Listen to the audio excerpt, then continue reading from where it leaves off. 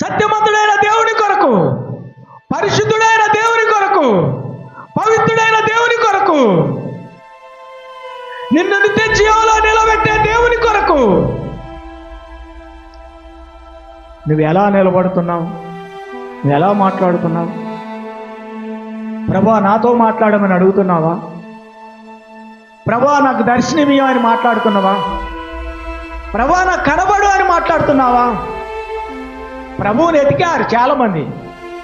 యోహాను సువార్త 6వ అధ్యాయము 26వ వచనంలో ఎతికారు.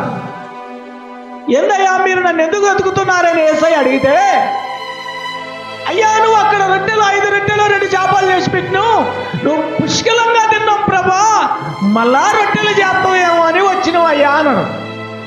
వాళ్ళు దేవుని ఆత్మ కొరకు రాలేదు, దేవుని ఆత్మతో నింపబడాలని రాలేదు.